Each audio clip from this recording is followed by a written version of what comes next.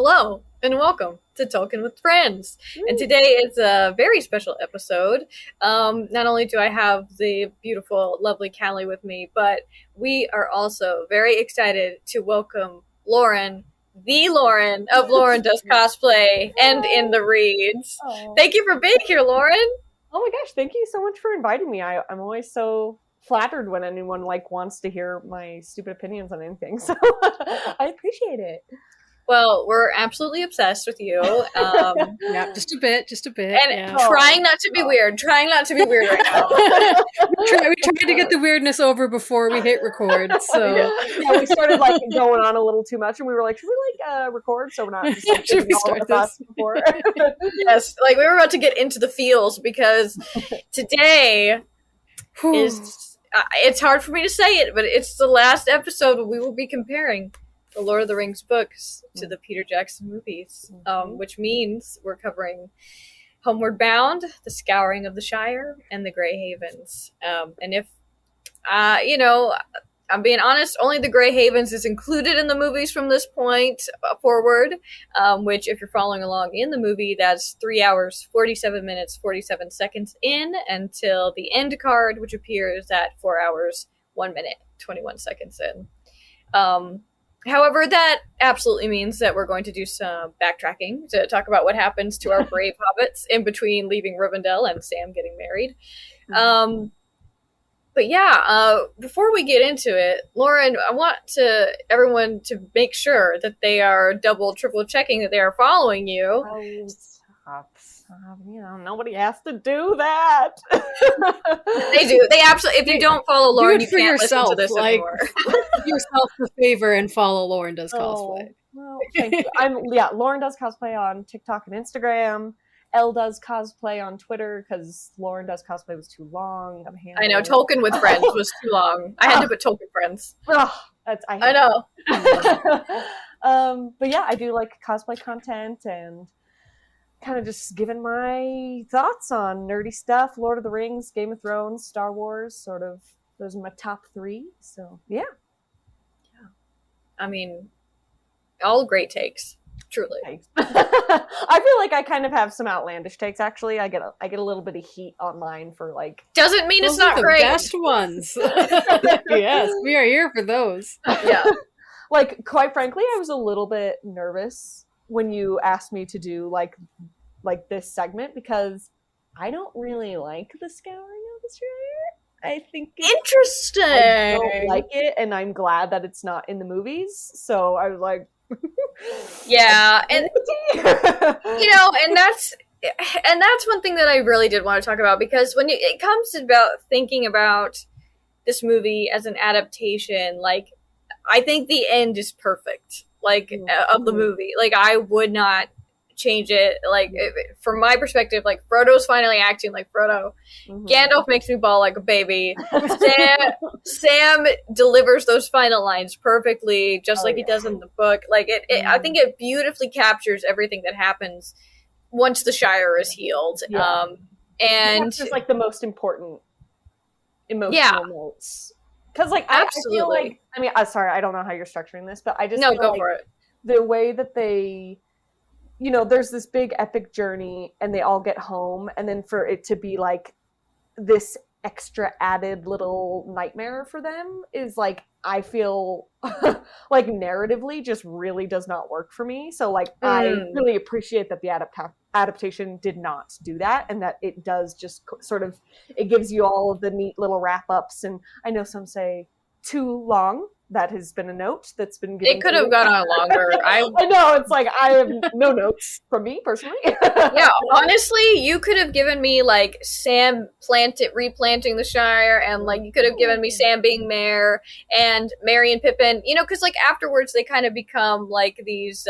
Everyone looks at them really admirably, and they still wear their Gondorian and Rohirrim outfits around, and people are like, "Oh man, they're the best." I would have watched that, Sam having his first child. I would have. Honestly, it could be a whole mini-series about Sam.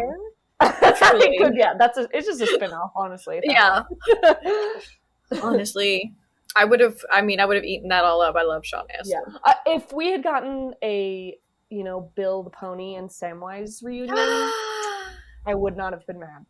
That is one thing that I will say about. So maybe let's back up a little bit, because so if you are only a fan of the movies, which it's fine. Like, we've said that time and again that it's fine and normal and dandy. Mm-hmm. But because you're listening to this, I am going to tell you about what happens in between our hobbit's journey home, and what happens after they get there. And so, if you start this scene in the movie, it's Frodo narrating, and it's showing the sweeping shot of Middle-earth map, and it basically covers the area that they would have traveled on, which I thought was really clever. It goes up the Misty Mountains, past Rivendell, past Weathertop, and then all the way back to the Shire, which I think is a really good way to do it. But one thing that I do like about these final 3 chapters is the way that they sort of bookend the story. So, like, in the beginning, we start out in the Shire, and things start to get spicy as soon as we leave it, right? Like, with Nazgul hot on our tail, the whole thing with the, Old Man Willow and the Barrow Whites and all of that, and then with things really getting real by the time we make it to Bree, we've got Aragorn acting real sus, and we've got like the Nazgul are back, and we've got like Bill Ferny and people being weird. But with the book, the reverse kind of happens. We've seen our hobbits save the world, right? Sauron is gone. Aragorn is king. They have a relatively chill time making it back to Rivendell. But then we see the action pick up again once our heroes get to Bree, and it's kind of like, to me, it's just kind of saying, like, the war is won, but for our hobbits, there's a little bit more work to do. Mm-hmm. And it kind of just puts a button on the fact that they've all grown so much. Yeah. So we've got Gandalf, Frodo, Sam, Merry, and Pippin all arriving in Bree to find that things are not as they left it. Right? So if we remember our friend... What, Callie? Not a warm homecoming. No, it's not. It's like rainy. The gates are shut, and they have to like bang on the door for a really long time before someone will answer it.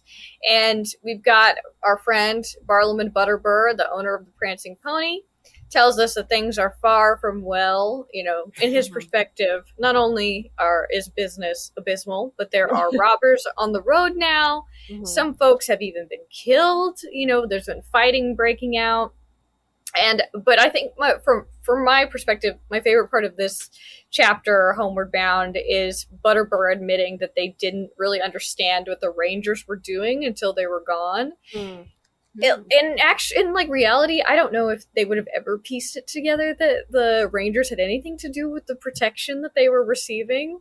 But I just love the way that he talks, and he says, "You see, we're not used to such troubles, and the Rangers have all gone away, folk tell me. I don't think we've rightly understood till now what they did for us, for there's been worse than robbers about. Wolves were howling around the fences last year, and there's dark shapes in the woods, dreadful things that it makes the blood run cold to think of. It's been very disturbing, if you understand me."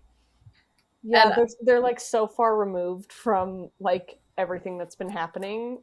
Mm-hmm. It's like almost comical that they're like, "What's going on? Like, why are they here? Why did they leave? Like, what's going on?" Yeah, it's our little party shows up, and they're like bent out of hell, like been through this whole thing, and they have to, and you see in the movie too, them just like coming back to this place that's like no one knows where they've been, and no one really gives a shit, quite frankly. No one cares. Yeah, no. They're back. Like, okay. Yeah, they're like, yeah, sure. Okay. Didn't expect you back, but all right. Yeah, but as per Hobbit, they'll just keep on and keeping on. Mm-hmm. And I think that kind of speaks to, like, Gandalf kind of thinks it's like funny. I feel like the way that Butterbur acts, he's like, well, I'm sure, like, he's like, well, the king has come again, so like things are about to chill out, like, don't worry. And then also talks about how there've been a lot more. There's been the Greenway, or like the road from the south that used to be like not traveled at all, has seen a lot more action during this time. And it's crazy to think like, okay, so our fellowship set out last fall. As of now, they breach Bree around like in October, so like similar time to when they were in Rivendell before. It's only been a year, and it's just like the chaos that has ensued in this part of the world. I mean, it's not really that chaotic, but it was like kind of a slow burn, but relatively fast, I would say, in terms of like Hobbit stuff that happens. Yeah, when you live in a place where like nothing ever happens ever, I'm sure even just like a little bit of, it's like when you live in a small town and it's like when one little thing happens and just like everybody knows about it, it's everybody's business, and everyone's talking about it for like 6 months. It's so true. That is so Bree, and I feel like, because it's like it's a couple of towns right there. I mean, there's like Atchett and whatever they're called, but but they're all kind of like centralized, and they all kind of know each other's business. Yeah. So it's interesting just to think about like Butterbird's kind of lamenting the fact that they're not like isolated anymore, and they're not even as isolated as the Shire was or is, Yeah. So it's interesting, but Gandalf makes him feel better, saying that the Rangers have returned and there's a king, and it takes Butterbur a minute to realize that but he makes him guess. He's like, why can't you just come out and say it, man? He's like, oh, but he knows this place. Oh, he knows this place. Yeah, he's been here. He's been here. He's like, who are you talking about? And they're like, King Strider. King Strider, yeah. King Strider, yeah. So he, basically Gandalf was like, yeah, he's going to leave you alone because he likes this place. And so Butterbird's like, all right, that's chill. But before they go, Butterbird makes sure to give them a word of warning that not all is well in the Shire either, if what he's heard is true. Spoiler alert, it is. And what I love about, and there's so many little callbacks in this in Bree, like we find out that Bill the Pony is there, and that like so Sam gets reunited with his pony boy, and that's so cute. And we also see Sam. He immediately recalls the vision from the Mirror of Galadriel when Butterbur is like, "Hey, things aren't well," and he's like, "Oh my god, I knew it! Yeah, I knew it!" And Gandalf reminds them about Saruman's potential for mischief. And he says he began to take an interest in the Shire before Mordor did. And, we know that Saruman has been getting his pipeweed from the Shire for a while. We also know that it was only a couple of months ago that we saw Saruman on the road, but Gandalf seems to know that something has been up for a while. And I'm like, how long did you know this? And when were you going to say something? Yeah, and why did you leave it to the hobbits to figure out? Yeah, he was like, you know what? I'm gonna fight this war first, and then we'll get to it when we get to it. And he even at the end of the chapter when they're like parting with Gandalf, and he's like, you gotta sort your own shit out, little fellas. And he just leaves. It's like, okay, maybe he's like, I'm gonna go have tea with Tom Bombadil. Yeah.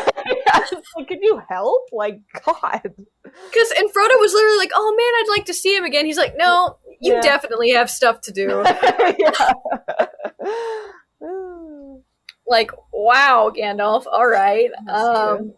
Because I love this, because at that moment that he's like, all right, peace, go, you gotta get back there before the gates are locked. And Mary's like, but there aren't any gates. Yeah, and he's like, what's that now? He's like, I think there are. Bye. And I'm just like, Gandalf, how did you know that? That's a very specific detail. Like, yeah, and to like not mention it. Where are you getting this news? Yeah. Maybe from the Eagles. I don't know. They probably had like a nice chat from the Black Gate and back. Yeah. I don't know. I don't know who else would have known that. I don't know what the Eagles are up to in between now and then, but still, that's my guess. Yeah. But it's still very like, Gandalf, I feel like you're very aware. Yeah. Keeping a little too much to yourself around these parts. Yeah, a little bit. So, it's at this point that we've got the Scouring of the Shire, and Merry and Pippin kind of pointed out that it's the four hobbits who started on this journey together, and it's again kind of that bookend kind of feel where we're back where we started, but things aren't quite the same. And this is who, and our four hobbits in their, I mean, they've just changed so much, and so is the Shire in this time, but they're the ones that kind of lead this last battle of the War of the Ring. But before that happens, our hobbits discover that in addition to a new gate, the Shire has many more rules and is like really lacking in pipe weed and inns and beer and all the good things. All the luxuries of being a hobbit. Yeah, exactly. Like Sam says, no welcome, no beer, no smoke, and a lot of rules and orc talk instead. I hope to have a rest, but I can see there's work and trouble ahead. And boy, was he right. Yeah. See, I just think that's such a bummer. I don't want to see it. Yeah, I liked when Sam said, if I hear not aloud much oftener, I'm going to get angry. Yeah. I identified hard with that line. Yeah, no, I just imagine being like, seriously? Because one thing that I do love is that, like, our hobbits have always been kind of, they're not necessarily leading the charge in any of the other things that we've seen. I mean, they encourage Treebeard. They do get to Mount Doom, but, like, as far as, like, the big, world-changing moments, it's like, those big battles and stuff, they're always just kind of there and they're helping, but it's, there's just so much chaos that they're easy to be overlooked in a lot of ways. And really they're only noticed because, like, the important people know to look out for them and know that they're there. Yeah. But in here is really, like, their time to shine in a lot of ways. Like, as soon as they're met with this gate, they're like, bullshit. Yeah. Like, yeah, they're like hot shit when they roll up. They're like, we're gonna have to fight them, and like, kind of inconvenient, but we'll do it. Yeah, like Merry and Pippin are like, boom, sword time. And Frodo's really the only one that never pulls out a weapon during all of this. And you can see how fundamentally Frodo has changed, because one thing that we have talked about through these many months is how Frodo is pretty different in the books and the movies. And there's been so many times, especially in Fellowship, when he was kind of in these moments, like, of being cornered. Like, I mean, he's the one that tries to stab the Witch King first, and and he stands up to the Nazgul at the ford of the Bruinen, and he is the one, he kind of like threatens Gollum when he has Sam in his clutches and stuff. And there's like so many moments where Frodo has really stepped up, I think. And then here, or he's taken a more like aggressive stance. Yeah, he's been a fighter in so many ways, right? Like mentally and physically and emotionally, I think he's been fighting, and now he doesn't really have that fight in him anymore, but he is still very much a leader. So he kind of sets some ground rules for our other hobbits, as far as like, he's like, because basically he's like, I don't want to kill anybody. I don't want you to kill it. Nobody's killing anybody. And then it's killing hobbits. Yeah. Yes, like that's where he draws the line, because the guys are like, well, the men probably aren't gonna like let us not fight them. And he's like, all right, well, at the very least, like, you cannot kill any hobbits, like even if they've gone over to the other side or whatever. That's not what we're about. That's never who we've been. We're not going there. Yeah. So I mean, I just think it's so interesting to see Frodo's full arc come together here, and and everybody has really changed as a person, but I think it's like Frodo has probably grown the most in wisdom, I would say. Yeah. And he definitely has the most introspection on that change within himself. Like, he says it many times, like, I'm not the same. Like, I have wounds that will never heal. And that's not just like, he feels it, especially from his Weathertop injury, but like, he knows in himself that like the wounds are deeper than just like the wounds of the flesh in his 100%. And it's like, Ooh, I'm not gonna go there yet because I'll start crying. But loving the other three, just like tearing down signs, breaking the rules, being all assertive, like loving ain't that. nobody telling our hobbit shit. Like, they're just like, I mean, I love the part where they're like the sheriffs. So in this scenario, not only are there a lot of rules, there's more law enforcement, and it's a lot of hobbits that have taken on. So previously, once upon a time, maybe in like our second episode, we talked about how the hobbits don't really have like much of a government. They have mailmen and they have sheriffs who are like the police, but they just kind of like mind. They used to just mind the borders and were kind of few and far between, but now there's a ton of them, and they're all under these very strict rules. And some, like, I would say the minority are the ones that are hopped up on power, and that's why they took it up. But a lot of them, they were just like, felt like they should or had to in whatever case. But most of them come back pretty easily to our friends. But they've got all these rules, and at one point, one of the like lead sheriffs, when Frodo kind of is like refusing to acknowledge his arrest, he's like, hey, we're gonna keep going, and he's like, all right, well, don't forget that I've arrested you. And he's like, and he's like, okay, I won't. He's like, I won't, but I may forgive you. And I'm like, ooh. Yeah. I'm like, okay, Frodo. Like, he's not like fighting anybody, but he will cut you like a knife with those words.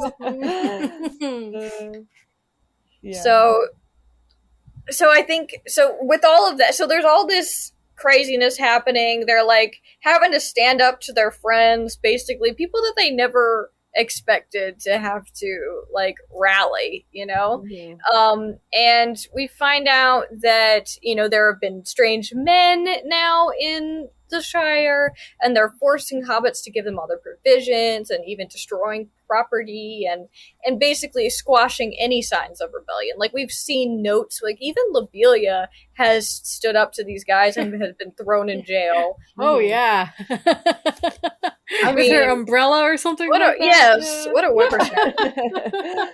Love that for her. I know, I do too. And it's like, so basically it's only ever been like one or two hobbits at a time, and so they haven't really been organizing. And we hear from Farmer Cotton, Rosie's dad, on how things kind of got this way. So Lotho Sackville Baggins, son of Otho and Lobelia, which I just realized that Lotho is just combining their two names. Yeah. It's just Lobelia and Othos. They're not the most creative hobbits, I'll say.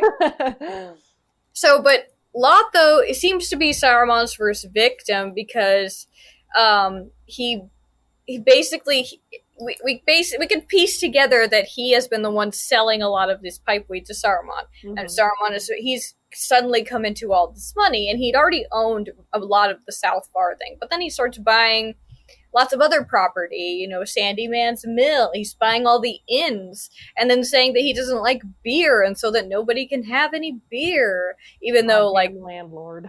Yeah, even though the men are obviously drinking the beer, and then, and he's, he's buying farms, and they're buying like weed, like pipeweed plantations and stuff, and it sounds like Lotho has really, I mean, obviously that's where Saruman's been getting his pipeweed, but that he has come under Saruman's influence probably before anyone else.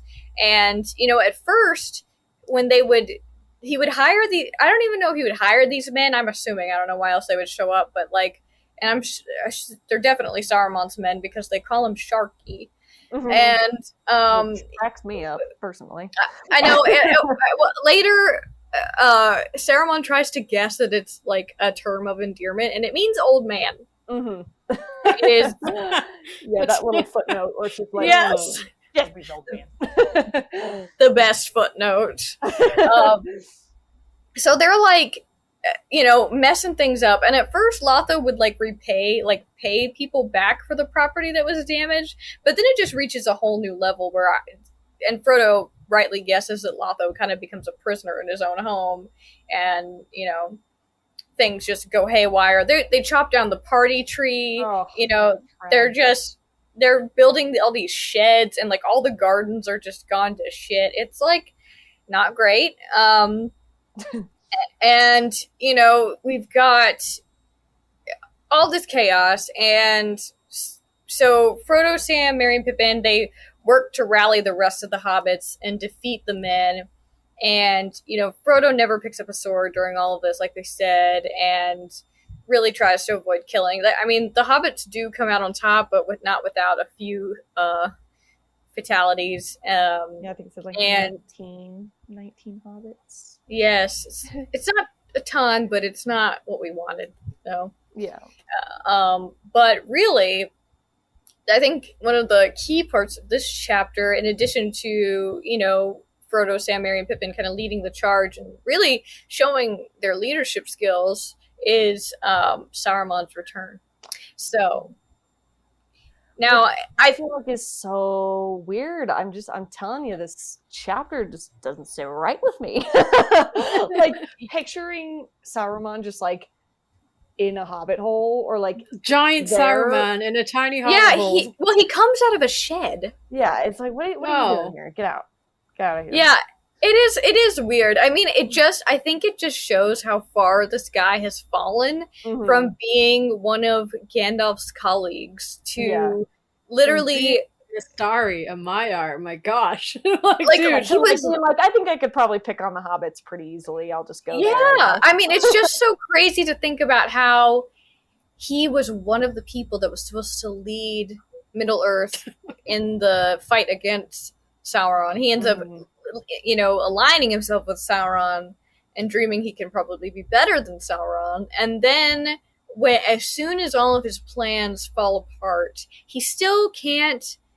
He can't just accept it, right? He has to keep finding someone else to pick on. Yeah. And unfortunately, the last group he has are the hobbits.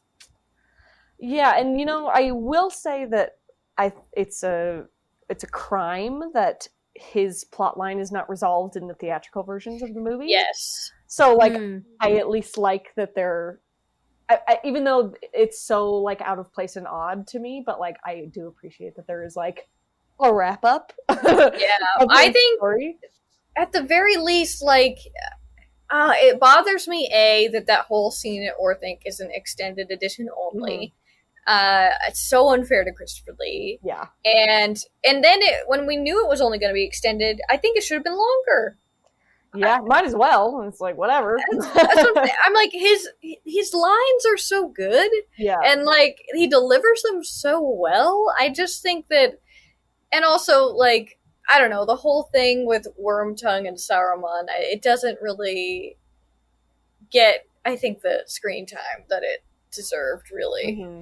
And it's so odd, like, as a viewer, to just not explain, you know, because, I mean, a lot of casual viewers haven't seen the extended edition, so it's like, to them, it's just like, I wonder what happened to that like main guy. I think the only thing we get is the filth of Saruman is washing away, and it's just implied that he's imprisoned in Orthanc. Okay, but like where? Oh, that's where we leave him in the not theatrical. It just like shows him like up on his balcony, and he's like stuck there. It's like that's the last time and I think that's in Two Towers. Like he doesn't even get any FaceTime in Return of the King if you've only seen the theatrical edition. Yeah. Which is why we did not talk about the theatrical edition, because then I would have a lot fewer scenes. You wouldn't have as much to talk about. And I love Christopher Lee as Saruman. Yeah, it's fantastic. I love him. So, like, when he... And, you know, we talked about how when they met him on the road and he was sassy to Gandalf, Galadriel, and and Merry and Pippin and all of that. But then here, now he really is... He's duking it out with Frodo in... words mostly. So like when Frodo realizes that it's Saruman behind all of this, he's like, Frodo says, "But I might have guessed. A little mischief in a mean way. Gandalf warned me that you were still capable of it." And I feel like Saruman is almost finding a little bit of like glee in this moment. Like he's like quite capable and more than a little. I'm just like, oh, okay.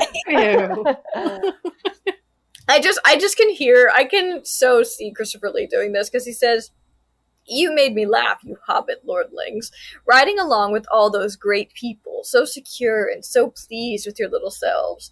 You thought you had done very well out of it all, and you could now just amble back and have a nice, quiet time in the country. I'm like, this is where they live, dude. They're not going on vacation. Yeah. Saruman's home could be all wrecked, still centering himself. I think we'll see a common theme with some things that we see. It could be all wrecked and he could be turned out, but no one could touch yours. Oh no, Gandalf would look after your affairs. And he goes on to say that he would have caused more trouble with more time and more men, but still, I have already done much that you will find it hard to mend or undo in your lives. I'm like, it's like so mean. and I'm just like, you're so petty. Yeah, exactly. Like, he can't stop thinking about himself for 1 second. Like, that alone would kill him, you know?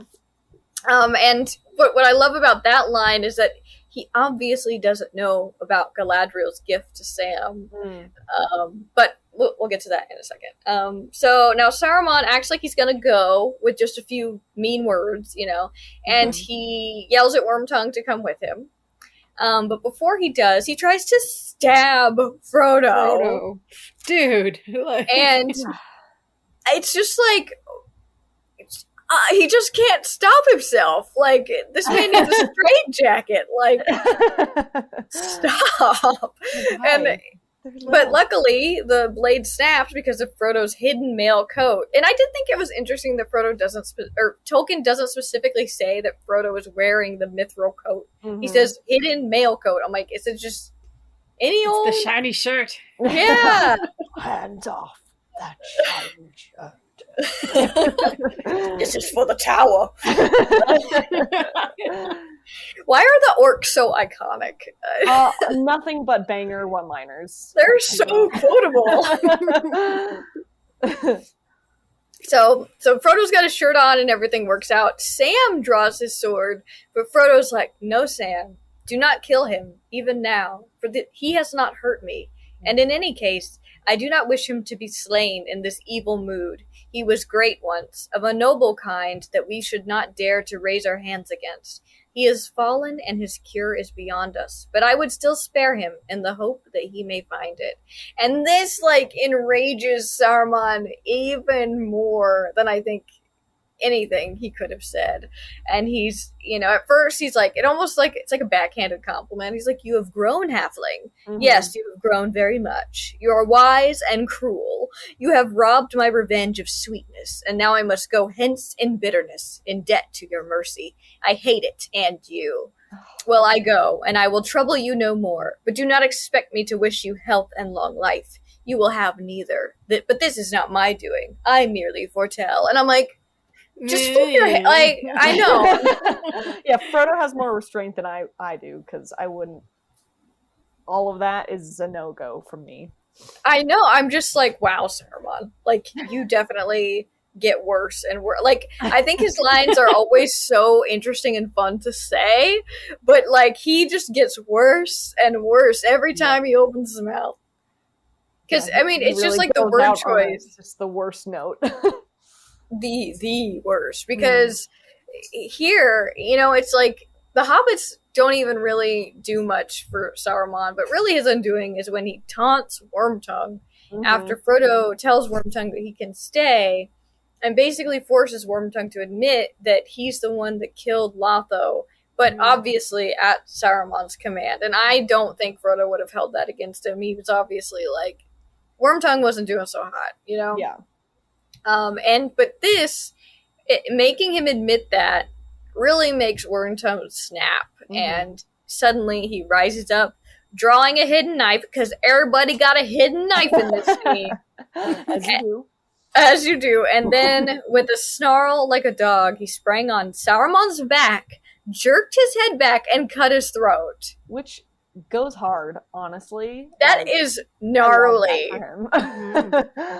Given like, that is side difference, yeah. That's a big move. Yeah, he's becomes like an animal at that moment. And it's that is much more intense than the stabbing in the back that we get in the extended scene. You know? Yeah. I know that Peter Jackson was averse to showing any blood, but could you imagine if they had just done a full like? You know, when Anna was on the podcast, my BFF, who, assuming I don't know if she listens to this, but she used to be on it, but now she had a baby, but she lived for these kinds of changes, like spooky shit. So like, I feel like there are so many things about Lord of the Rings. I'm like, you could easily make this like rated R. Yeah, absolutely. And it's moments like that where it's like, oh God, Tolkien. Yeah. And I'm like a big horror person. Like, I love horror movies. I like really fucked up shit. So it's like, that to me is the kind of thing that's like, do it. Do it. I want to see it. Yeah, absolute chaos. And you know, of course, like now the hobbits are like witnessing a murder, and so they shoot him before Frodo can say anything, and that is the end of Saruman and Wormtongue. I mean, there is like a weird scene where like a mist rises up over Saruman's body and like the skin shrinks. It's giving me very like, what is that, Raiders of the Lost Ark, where he just kind of like shrivels up. Yeah, shriveled face became rags of skin upon a hideous skull. Like, damn. Yeah, it gets weird. It gets weird for a minute there. And then it like immediately after this, we get the Grey Havens, which this whole chapter is really focusing on like the rebuilding of the Shire. We see, you know, Merry and Pippin kind of come into their own as, you know, really like the protectors of the realm in a lot of ways. And then we've got Sam using his gift. So if everyone recalls, Galadriel, it's basically like dirt and one large seed. And basically Sam takes this gift and he plants like regular saplings and flowers and things, and puts a speck of the precious dust in the soil at the root of each, and he plants the seed, which turns out to be a Malorn seed, which are the trees from Lothlorien, in the place of the party tree. And I do think this part's really sweet, where they talk about how the hobbits don't have to wait very long for this to start working. Obviously, Galadriel's put some magic in this dirt, and just, you know, the trees begin to sprout and grow as if time was in a hurry and wished to make 1 year do for 20. So, you know, at the time of all of this, it's, you know, they get to the Shire in November. I'm not sure exactly when Sam starts planting, but by April, we've got a Malorn sapling, which is pretty cool.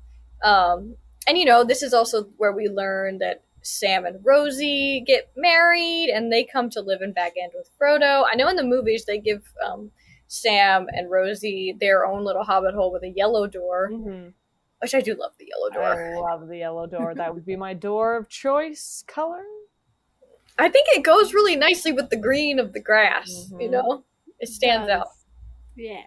But he does live in Bag End with Frodo, and, you know, Rosie and Sam have their first child, Eleanor, named, again, we've got another Lothlorien reference. And, you know, Lauren, you touched on this earlier about how Frodo has pains at certain times of the year. And, like, I remembered Weathertop, like, he points out when he is, you know, he remembers that being stabbed by the Witch King in October. But he also feels sick when the anniversary, when the ring was destroyed, which is March 25th, which also happens to be Eleanor's birthday. Ooh. I know. I was like, that. Yeah. I was like, oh. Oh, so Uncle Frodo misses like all her parties, probably. Yeah, he definitely. It says that he tries to like hide how sick he feels that day because obviously Sam was busy, and I do think Sam would have picked Frodo over the birth of his child if Frodo had let on. Yeah. Priorities.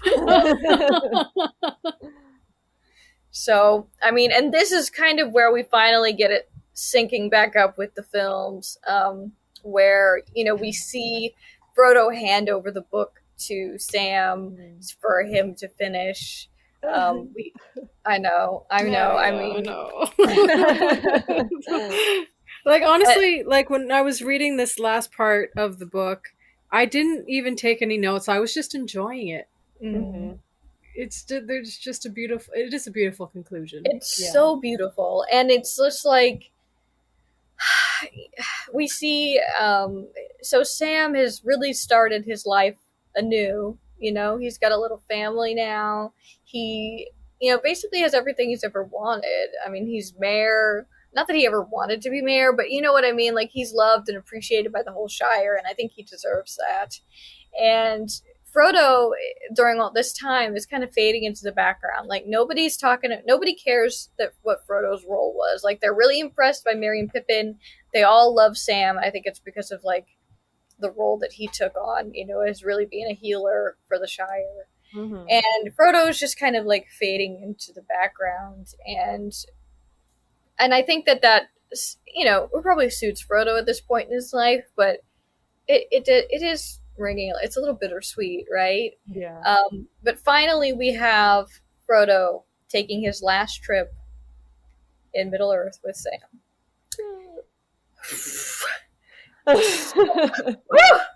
So that's probably going to be a loud spike in the audio. But so on the way, where in the movies we have Gandalf ride up with the covered wagon that's like got Bilbo in it, and then Frodo hangs out inside. And you see the horses for Merry and Pippin like with them. It's like a big caravan together, but the slight difference is that as you recall, like Elrond told Frodo to look out for Bilbo in the fall of the coming year, and so Frodo makes plans to go. Sam goes with him, and they run into not only Bilbo, but Elrond and Galadriel, and I think Gildor's even there. It's just like a last troop of elves heading out. And this is the point when Sam realizes where they're going, and that he can't come. And Frodo tells him, like, no, Sam, not yet anyway. Not further than the Havens, though you too were a ring bearer, if only for a little while. Your time may come. Do not be too sad, Sam. You cannot always be torn in two. Whew, I can't read the rest of it. But I mean, I love this because they do keep this in the movie. You will have to be one and whole for many years. You have so much to enjoy and to be and to do. And Elijah Wood's delivery, I know they use it in a different point in the movie. They do it right at the end when he's like walking up to his home after seeing Frodo leave. And it's delivered so perfectly. Like, Elijah Wood does the damn thing, you know? Yeah. And I love how at the end you can see like the contentment on his face. Like, obviously it's such like a heartbreaking farewell, but he has this peace of like knowing that he'll have relief from like this pain that he's been feeling for so many years. And I know it's like I think that was a beautiful bit of like make a costume. I don't know who's in charge of that, but like so you see Frodo, and he's clearly, he's not covered in dirt anymore, and like in the movie he looks better, but he has this just like tiredness around his eyes, and like his eyes are like there's bags and he's slightly red, and that's true. They're all crying at the end. I mean, Frodo not as much because he's like kind of come to terms with it, but he still has that look, and then as soon as he turns around and looks at them from the ship, he looks like a newborn baby. Like, he looks so fresh and like rested that, I mean, I thought that was it's so subtle. Like, you don't necessarily probably think about it, like, but it has that effect of like, oh, like he's going to be okay again. Like, exactly. Making me a little bit teary-eyed thinking about that whole. They're all just. So I'm this close, man, to just. I'm about to lose it, and what really does it for me is like so Gandalf is there, and in my notes I wrote iconic, devastating, beautiful. Like, it's that Lady Gaga scene, or that is like wonderful, amazing, never been done before. Yes. That's us. Yeah, that's this. Because when Gandalf turns to them, and he, in the I kind of like the movie version better because he says farewell, my brave hobbits, and right before he says the rest of it. But in the book, it's, well, here at last, dear friends, on the shores of the sea, comes the end of our fellowship in Middle Earth. Go in peace. I will not say, do not weep, for not all tears are an evil. That gets me almost every time. Like, and I'm like, okay. Let it out. Yeah. And then, our kind of our last like callback moment is it talks about Frodo's vision from when or his dream that he had when he was at Tom Bombadil's house, and how it basically comes true. It says that the ship sails away, and out of the high sea passed into the west until at last, on a night of rain, Frodo smelled a sweet fragrance on the air and heard the sound of singing that came over the water. And then it seemed to him that, as in his dream in the house of Bombadil, the grey rain curtain turned all to silver glass and was rolled back, and he beheld white shores, and beyond them a far green country under a swift sunrise. And now movie-only fans will recognize those lines from Gandalf in earlier, and when he's trying to reassure Pippin when Pippin believes they're about to die. And I love that. I love that it gets airtime. Yeah. And they don't obviously show Frodo going all the way to Valinor in the movie, but what I do love about that scene is, as the ship sails away into the sunset, Sam is the last one to look away. Merry and Pippin are like, all right, let's go. And Sam has a hard time turning away. Oh, I have in my notes at this section, darn you into the west. But can we talk a minute about the effect of the music? We've mentioned it a few times. Like, there are certain themes that it's like, there's so many songs and motifs and everything that are really, I mean, this feels like a once in a lifetime kind of moment where it's like, how I don't expect Howard Shore to ever like outdo himself. Do you know what I mean? Like, it was beyond. I mean, like, that is a stroke of inspiration that it's beautiful, and I think that we've heard the Into the West, kind of melody a few times in the movie, but then when it goes fully into like Annie Lennox singing in the credits, it is a beautiful song. And then this is a song that I mean, I've always loved it. I've loved pretty much all of the end credit songs that they do for these movies, but like this one in particular, like as I get older, like the harder it hits. Do you know what I mean? Yeah. Like, it just has a power and a grandeur, and having like the lyrics, like you said, like that motif is played throughout the films, but having like the words and what she's saying, and it's like in this moment where everyone's saying goodbye, and it feels like we're saying goodbye to the characters, and it's just like I mean, it's just so beautifully done. Like, you can see the inspiration from this particular scene, of course, with the white shores and all to silver glass, but like even like you can see them like kind of really dealing with a lot of like, because one of Tolkien's themes is death, like he says it himself, and also the white shore, like the seagulls calling. I mean, that comes across all the time in the books, but the movies don't really touch on that. But this is their moment to kind of bring a lot of those like beautiful imagery and really like bittersweet imagery together to write this song. And I know, like, if you've watched the extra, like the extended edition appendices, like it was really hard for them to write this song, and it wasn't until that young filmmaker passed away from cancer that they were able to like get there emotionally, feel what they needed to feel to write it. And it's just like it's a tearjerker, that's for sure. It is a tearjerker. I know. I'm like, I'm like some more emotional like talking about it than I thought. I will be. For someone who's seen these movies, not an exaggeration, probably like 500 times, it's like, oh, am I such a little bitch that I can't even think about this stupid movie without crying? You know what? Emotions are our strength, Lauren. Our emotions are where we draw our power. But a cool moment that we didn't actually talk about was the revealing of the rings. It's so true. I actually wanted you to bring that up specifically. I was hoping that you would. Look at our mind meld happening. Oh my gosh.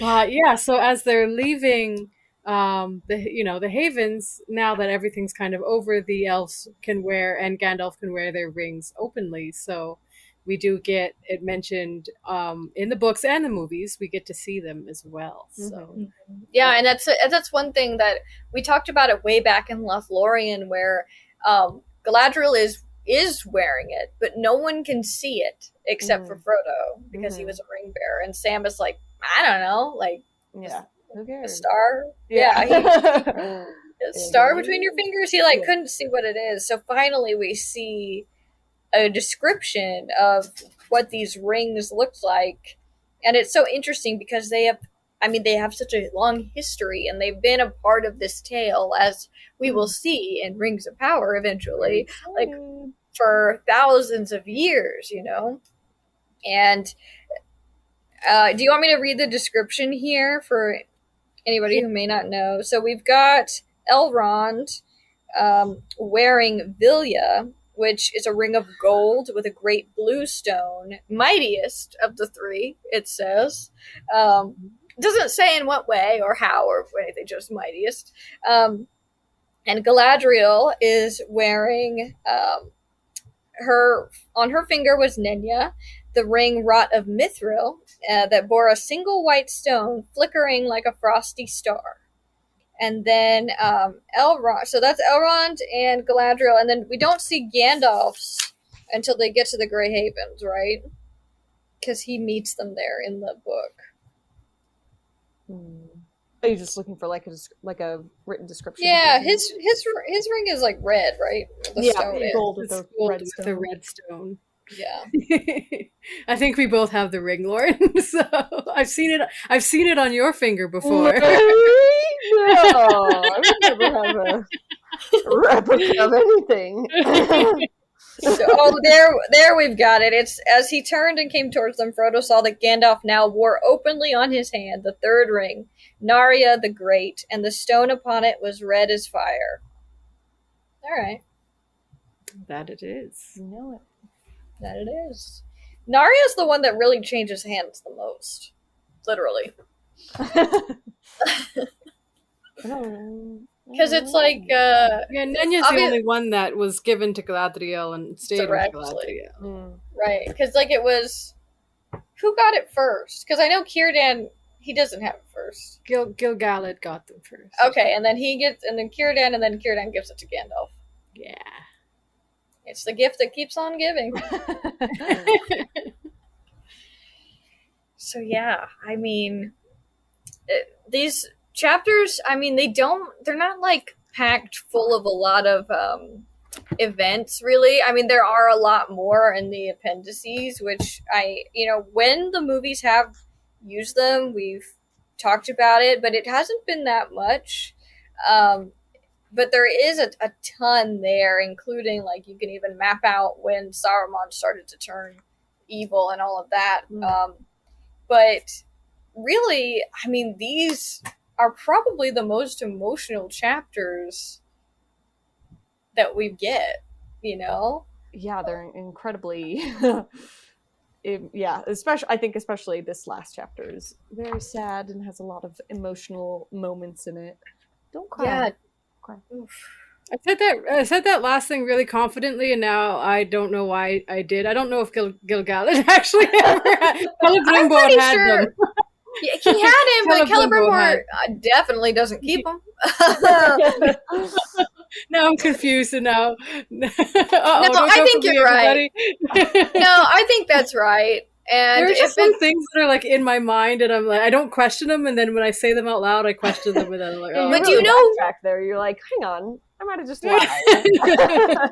But see, this is the difference between toxic Tolkien fans and us, because a toxic one will just stick their heels in and be like, yeah, I'm right, and they'll never Google it, they'll never look it up, they just believe and they're set that is correct. But I'm pretty sure that you're right, and if you're not, you can suck my dick. Okay. I don't know. I don't care if you're right or wrong. So Yeah, exactly. For yourself. Honestly, I don't think that the people that listen to this are that hung up on the lore. And if they are, then they don't understand what's going on here. They wouldn't know either. Yeah, because like I'm never afraid to say, like, I have to look stuff up all the time. I don't have instant, immediate recall of all this stuff, but that doesn't. I mean, I really think that's specific to Nubeta. Like he's wired differently. His brain is like crazy. How much he can just instantly be like, here's all of it. And it's like, oh my god. Yeah. He just like his eyes go upwards into his head and then he just comes back to you for a moment. It's like he's literally checking his files. Yeah. It's crazy. It's crazy. But yeah, we see, I mean, it's this last one really gets me. It's hard to read out loud, that's for sure. Especially like I cry when I just read it in my head. So Are you talking about the last line of the book? yeah, just like all of it, really. But I do think that, you know, like hats off to Sean Astin for like the last lines are Sam's, and it's well, I'm back, and I feel like there's a lot of different ways you could read that, but the way that Sean delivers it, I think, is perfection. Like it's a little sad, but also. But he's also like with his family. And like, he's back in that like that sort of like picture perfect Shire that he always knew. Mm-hmm. Yeah, I mean, he's definitely happy to be home. Miles. Yes. Yeah. But then there's that added sigh of like, you know how when you're sad and you just have to like, you know, you should let it all out. Yeah. That's the vibe to me. Yeah, he probably had a wee cry when he got inside. I mean, yeah, it talks about how not Frodo, he's gone, but like Merry and Pippin and Sam, they all like, you know, Gandalf is the reason that Merry and Pippin are there, and they like tease Frodo, like, oh, you tried to give us a slip again, but this time Gandalf gave you away. And because Gandalf realizes that it would be better for Sam to go back with friends than to ride home alone, but they're pretty much silent on their way home. It's just the three of them with their thoughts and just, you know, having that company there, but they're not really like talking about it. Which feels very like, I'm sure that's probably how Tolkien was if he was sad and around his dudes. Probably didn't talk about their feelings very much, but had the comfort of the camaraderie. Yeah, exactly. Whew. And then just the rings of power at the end here. Yeah, basically. I mean, so yeah, then and I would say like the timelines are one of my favorite things from the appendices. So there's a lot of great stuff here. Like you see a lot more about what happens with Legolas and Gimli. You see more with what is going on with Merry and Pippin, like what they go on to do, as well as Sam, which I think is really like, you know, when people try to talk like the Hobbits shouldn't be in the Rings of Power, and I'm just like, that would be a huge mistake because I mean, there's so much that the Hobbits bring to Middle Earth that I feel is lacking in the Silmarillion, honestly. Yeah, even the smallest person can change the course of the future. Yeah, they're perfect. And I mean, you learn a lot about the languages in here, which it's really funny when he puts the Hobbit stuff, because he writes a lot about how the Hobbits don't really keep a lot of good records, and it's like, okay, Tolkien, but you could make that up if you wanted. Yeah, you could, but that was your own decision. And it's like, it goes into Hobbit, like the way that he created their names and how they're actually all translations, and like Frodo's really name is Mora. I mean, it's this whole thing. And it's a little much, but if you're there, if you want it, it's there for you. You know what I mean? I figured your favorite passage would have been, and here follows the kings and queens of Numenor. And then they go on for a whole paragraph just to name everybody. Just names. I know. I mean, it's like this is where he like dips his toes into how he talks in the Silmarillion. Yeah. Yeah, these are the names. Yeah, it's crazy. And we do get some family trees in the back here as well, which I will never bother to memorize. And you shouldn't. Yeah, we've got the line of the realms in exile, so we've got the heirs of Isildur, we've got the heirs of Anarion, we've got stuff about the Dunedain, we get like the Rohirrim line, we get the line of Durin. There's like, people don't realize how much is way back here.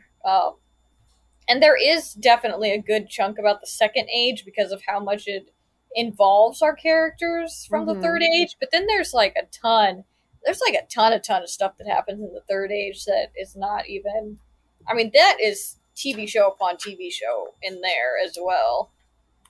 Yeah, literally. I mean, there's so much.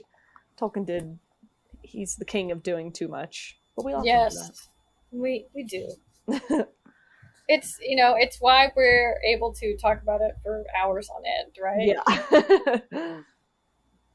Yeah. So Lauren, as somebody who, especially this part, loves the movies more than the book, and I wouldn't say that I do. I mean, like, because at the same time, this is one of the points where I finally feel like the movie does what the movie should do, right? And then the book really, I mean, in Tolkien fashion, really like ties it all and like goes on for a little bit longer, and then you know what I mean. Like, it feels like I don't have a problem with it in the book, and there's a lot of things that I like about it. But as far as, if we just want to talk about the movies for a second and the way that this all kind of comes together, like, what are your thoughts about, I mean, the way that this story was constructed, and like how good of a job do you think the movie did, even in general, because this is our last time to really talk about the comparison. I mean, I lie. We're going to do one next week where we talk about just like our top 5 or so favorite things, things we didn't like, things we did. But we'd love to just hear your thoughts in general about, like, what these movies mean to you and, why you love them so much. Yeah, I mean, in terms of, like, directly comparing to, like, this book and the chapters that we covered, like, I think it, like I said earlier, like, perfectly captures the important moments. I'm glad that they left out the Scouring of the Shire. I think, like, the movies as a whole are just like perfect. Literally no notes ever. Never have had any. Never will. Like, when people ask what's your favorite movie, it's like Return of the King.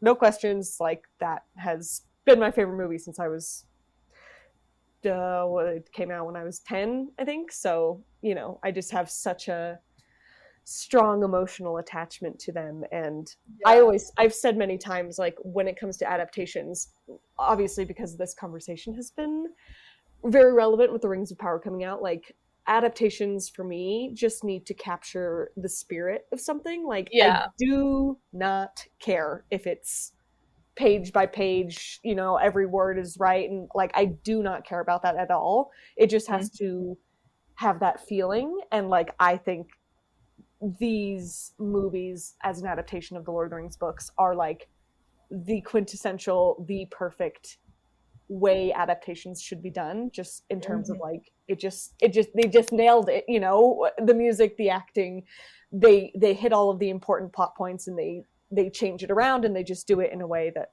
I just think is perfect. And like, with the Rings of Power, obviously it's not all out yet, but the most important part to me was just like, I just want to feel like I'm in Middle Earth again, and same. And it's obviously different. It's someone else's interpretation of Middle Earth, but it still feels right to me. So, I'm enjoying it.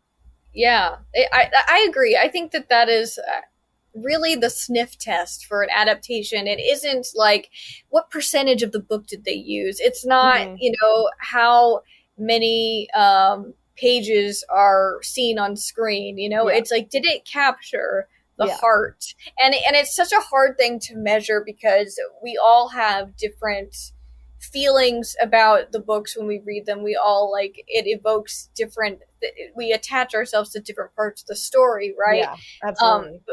But I think that the thing about the way that it was able to come together, you know, just thinking about, and not just PJ, but like Fran and Philippa, who were really the ones like writing the script. Yeah. And the way that they were able to balance like PJ's kind of over the top inclinations with, you know, Philippa. I mean, those wargs would have never made it in there without Peter. You know what I mean? And like, or like the just like the intensity that the battles have. I think that's all Peter. But then like these really beautiful moments that Philippa and Fran are, and I think, you know, Philippa really came on as the Lord of the Rings nerd, you know, and Fran is kind of, she knew Lord of the Rings, but not as well as Philippa, but she, you know, was kind of able to play a really important role in like, you know, bringing all these ideas together. And but like some of the lines that they have given us, I mean, like the speech that Aragorn does about like to the men of the West at the end, before they attack the Black Gate, and you know, there's so many things that they've done that like, or like when they constructed Sam's speech, obviously based on things that he actually says, but it expands upon that and really creates a beautiful ending to Two Towers that you know, cinematically is not there. Like it's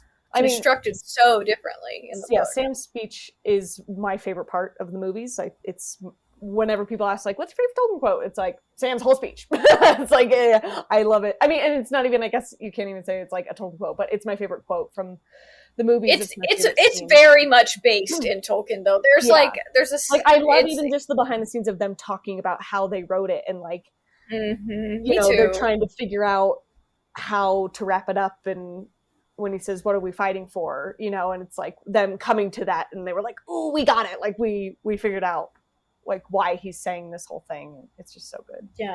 It is I mean, it's great. I mean, there are so many things that like the movies did for fans, and I just think that like on the one hand, Peter, like this vision, right, is a really beautiful one. But I think that one thing that it has been hard for some to understand is that this is just a vision, right? And that there is no reason to think that like, and I think some people may have thought that Rings of Power was going to actually be like Lord of the Rings, a TV show, but it's not, right? It is the second. I think you know? Like when it was first being talked about, I think that was like people were like, ooh, they're making like, I think people thought it was going to be like a remake, and that would have been crazy. No. But you know, just thinking about like how, you know, like not just, it's like the combination of things, right? Like there's something about a visualization, whether it's a movie or a TV show, that gives so much poignancy to the story, I would say, because there are so many things that while I love, like, I mean, one of my very first series on TikTok was like lines from Lord of the Rings I wish I'd made it into the movies, but there are so many things where it's like there's the erasability of the way the movie has stuck in my brain, like when like Josh and I are constantly quoting like the orcs to each other, or Gimli, and things that are not in the books at all, because they're just silly and they're quick and they're fun. And I think that knowing how to add that in there was, I mean, it was really like a skill in and of itself. Yeah, definitely. And then but I think what I do love about, like, I know that some people say that Return of the King has too many endings, but like that's not. That's not true at all. Like, there's a way to wrap up. Okay, I know. I'm like, did you not just see what I just saw? Or did you not? Do you not want an ending to all 40 people that we've become attached to over the last 12 hours? Because I do. I want to see how. Yeah. I mean, it's like the way that they bring together Arwen and Aragorn finally at the end, and like the way that they.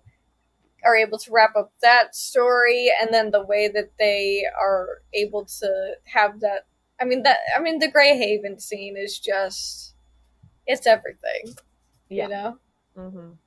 No notes. No notes. Sorry. You brought me on here to talk about my notes. I've got none for the movies, so they're flawless.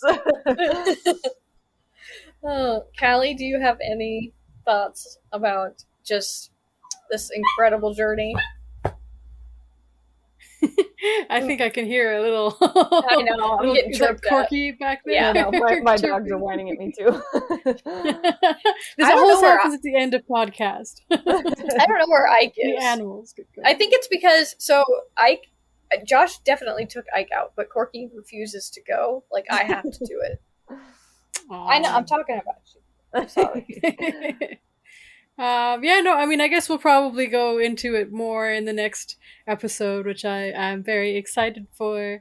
But I think a running theme for me throughout this has been that, like, I'm totally here for the tiny, intense moments that are in the book that don't make for good movie fodder. Like, if I the things that I like from the books would not have made for good movie watching.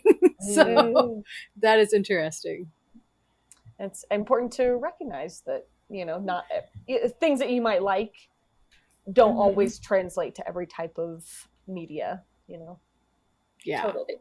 Yeah, and I think that that's the joy of books and the joy of movies and television, right? Is that, like, they don't have to be carbon copies of each other, and they all have and they all have something that they have their own magic about them, and it's I think it's a little bizarre to want this page for page to be recreated, and I don't truly believe that's what people want. I think that people are just asinine, but it's just an excuse. They'll always come up with an excuse for why XYZ is terrible, and it's like, if someone made a page for page remake of Lord of the Rings, everyone would hate it. It's not like they actually think it would be good, because it wouldn't. Yeah, there are things like with Aragorn that I think would be like, really? Yeah, he said, like, the way he talks to Eowyn sometimes, I'm like,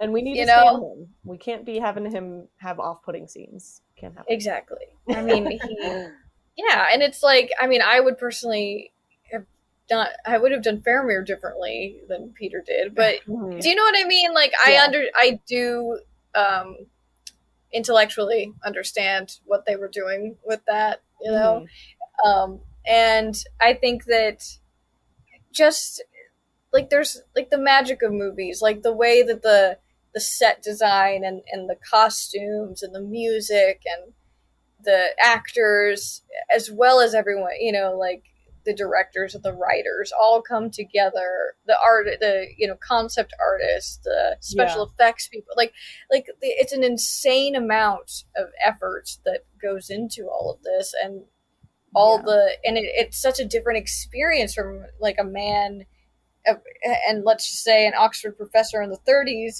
writing a book. It's just, you know what I mean? Like, I think that there is the beautiful thing about a book is that you can really dive deeper into these characters, and you can know, like, all of these backstories and all of their, thoughts and feelings and stuff. But then the magic of movies is really that immersive, like, you get surrounded by it, and like your ears and your eyes, and like you're just you don't need to be, like, told every little thing, because in 2 seconds you can see and gather a lot more information than you can in a page of descriptive text. Exactly. So I think this has been it's just a really fun time. I'm sad to see her go for now, but it's so weird, because, like, I have been reading these books, like, every year since I was probably 11, and and it's like, this was probably the longest it took me to read them, right? Because I would only read like the exact chapters.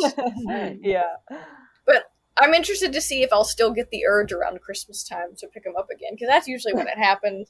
Like, Hello. Yeah, I went for like a 10-year period where I read The Hobbit every year, like around Christmas, but I haven't read the Lord of the Rings books in. I think the last time I read them was like after I graduated from college, so it's been probably like 5 years since I've read them. So I reread those chapters just like right before we did this because I was like, I could use a refresher. It's been a minute since I've read those. Yeah. Yeah, that's funny. I mean, it's like, what's like I would read these once a year, but then the movies, they're so easy to pop on. Oh, the movies, and like, they're like my sick day movies. I mean, it's like, and especially during the pandemic, I would just, so like, me and Josh were both working out of the living room, and I only recently moved a desk into my bedroom instead to be like, all right, let's but like so we would like, there were times where it would just be like, turn on Lord of the Rings, I need it right now. I would just have it on and I would keep working because I don't need to pay attention. I know every single line that they're about to say. You're typing, mouthing the words as you're working. We ain't had nothing but Maggie bread. I mean, honestly, like, what about them? They're fresh, like, all the time. Or like 12 natural sprinters, you know, I mean, just like anything and everything. Every quote is burned into my brain to probably a detriment to me, honestly. It's definitely taken up space of something that was probably important. Yeah. Like, where did I put my birth certificate? Nah. I'm not sure that I will, Lauren, but we can only hope. It's somewhere. You'll find it. Yeah. So the next up, for anybody wondering, will be, we're going back to PJ and we're doing The Hobbit after this. So Lauren, it'll be hard to do book to movie. It's gonna be weird, and this we're probably gonna get more into the appendices than we did for Lord of the Rings. Okay. Yeah, so, I again with my unpopular opinions, like I love the Hobbit movies. Perfect. You're welcome to join us. Great. We need that enthusiasm for the Hobbit movies. I know you do. Whenever anyone's lacking in it. Whenever anyone is like, "Yeah, we're going to do the Hobbit movies next," I'm like, "Woo!" Like, I can really bring some enthusiasm because I can talk. That's great. I think that I have such weird. I'm all over the place about my feelings about the Hobbit. I think that I was a little bit too. Like, so for example, the very first time I saw them, I watched them 3 times in theaters, like the first one that came out. And every time I watched it, I was like, huh. I would be like, wait a minute, why'd they do that? But that's all right. That's okay. So on that note, our dogs need our attention. And so I just want to say thank you so much, Lauren and Callie, for being my emotional support through this final chapter episode. I think we all needed each other. Yes, absolutely. Yeah, thank you for having me on for these ones. I feel bad that I didn't have like more to say other than that I don't like the Scouring of Shire. I think that's totally valid and fair though. But we did get to talk about how beautiful this was, so I think that's really what's important. Yeah, and thank you again. Agreed. Thanks, everyone. Well, we'll be talking to you soon, and we'll see you guys next time when we're really diving deep into all of our favorite things about the books and the movies, and maybe some of our least favorite things. I don't know what those are yet, but by the time you hear me again, you'll know. That'll be a fun one.